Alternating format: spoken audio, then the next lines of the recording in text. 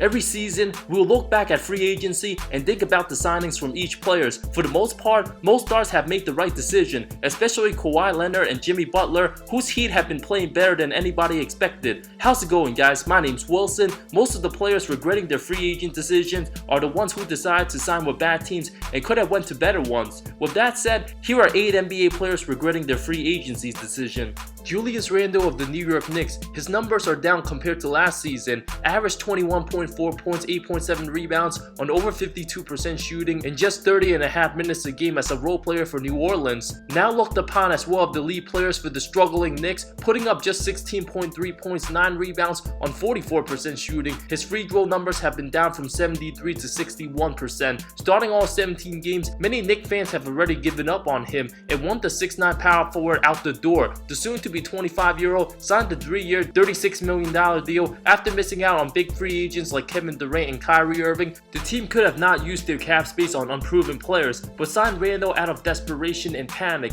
With the team in the bottom of the Eastern Conference standings at 4-13, combined with not having a true point guard, Randle a lot of times gets way too out of control, plays like the primary ball handler at times, and often turns it over, takes bad shots. Over the last couple seasons, he was looked upon as a potential rising star who can excel on the right team in the right system. With goals of becoming an all-star before the season, he is far from that right now. Also viewed as Kristaps Porzingis' replacement, proves that Randle is nowhere near as good as KP and is not a game changer. Also jacks up over 3.5 threes a game, making only 26% of them. Now it looks like he'll be the next Knicks victim, getting booed out of Madison Square Garden and getting the most heat over the last month and a half than he ever did his whole career. He would have been criticized twice as less if he signed elsewhere.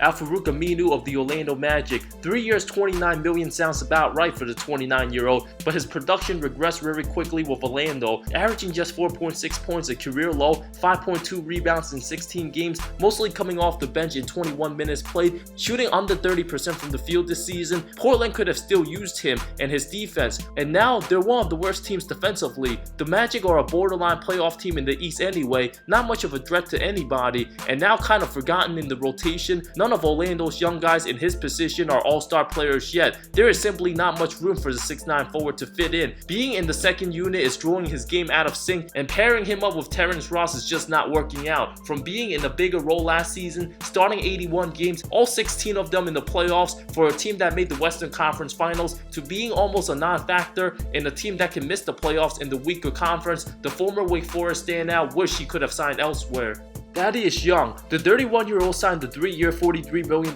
deal with the Bulls, comes off the bench for a team that likely won't make the playoffs. He was a great fit with the Pacers, now putting up 9.2 points, 3.2 rebounds, the lowest number since his rookie season in just 21.5 minutes played, down from over 23 minutes last season on 41% shooting compared to 51 a season ago. The 6-12 Bulls are still seeking for his identity. Nobody outside of Zach LaVine's averaging over 14 points a game. From sacrificing a starting role each of the last 7 seasons, most of those teams have made the playoffs. Given how poorly Larry Marketing has played, averaging less than 14 points in 30 minutes, Young would put up better numbers if he played that many minutes, and head coach Jim Boylan should consider benching his young power forward and give the veterans the start. Perhaps the team will be better, but nonetheless, Young at this stage of his career is viewed as an X factor for a contender. Instead, he'll be stuck in the Windy City, watching his team likely miss the playoffs. Trevor Ariza of the Sacramento Kings. We all thought he's the key veteran in helping contending teams take a boost, especially with the playoff experience he has,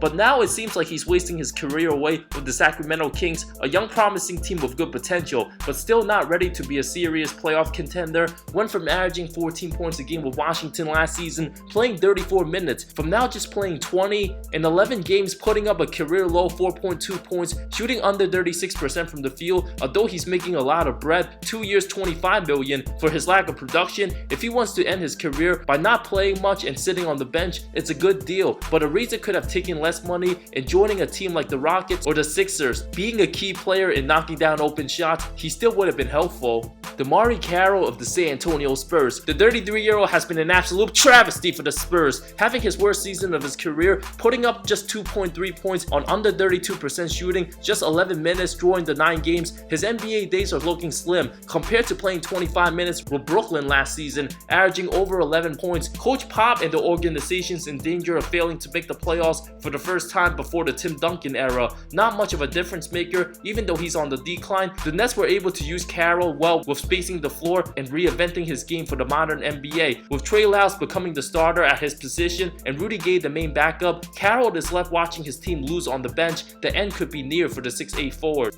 Bobby Portis of the New York Knicks, another power forward on a team who's been an absolute joke. The 6'10" power forward's production has declined, while averaging over 14 a game last season on both Washington and Chicago, going to a team that's worse and putting up 9.3 points, 6.3 rebounds in 22.5 minutes played, shooting 40% from the field. His 2-year $30 million contract won't get much bigger in the future. Given his lack of playing time, any non-star free agent who goes to the Knicks usually end up a disaster. The former 22nd overall pick out of Arkansas does have a lot of potential. Had 28 points, 11 boards in his revenge game against the Bulls, but hasn't done much since. With Randle getting most of the minutes in his position, it's only a matter of time till Portis badly wants out of the Mecca and produce better elsewhere. Nikola Vucevic of the Orlando Magic, who received a 4-year $100 million deal with Orlando. Being the face of the franchise after the Dwight Howard era, he'll now miss 4 weeks with a sprained ankle, putting up 17 and 12 in over 21 minutes this season on a team that's not going to improve much. Being bad to mediocre, the 7-footer being the #1 option is a recipe for disaster.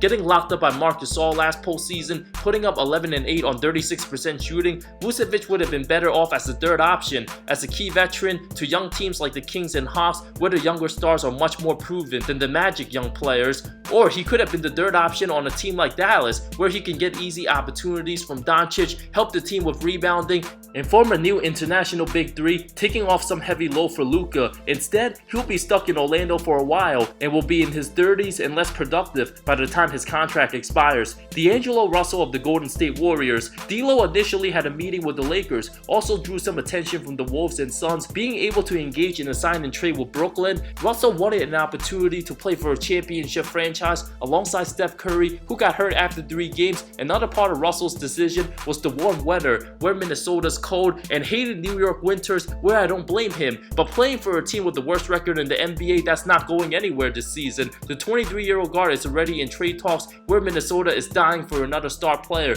D'Lo and Cat are good friends. While he can't be traded till December 15 after being a restricted free agent and out for a couple weeks with a sprained thumb, it's unclear whether D'Lo will ever play with Curry again, and staying with the Warriors would be a wasted season. Golden State might decide to trade him for more assets very soon anyway. Honorable mentions includes Marcus Morris and JJ Redick. While Morris only signed a 1-year contract, he is getting his numbers and will be a free agent next season, likely on a better team. And if the Pelicans fail to make the playoffs, it would be the first time in Redick's career that he won't make the postseason, but we have to wait and see to find that out. Thank you so much for watching this video. I'll be announcing a potential giveaway on my next video. Stay tuned for that. I love all of you. See you next time.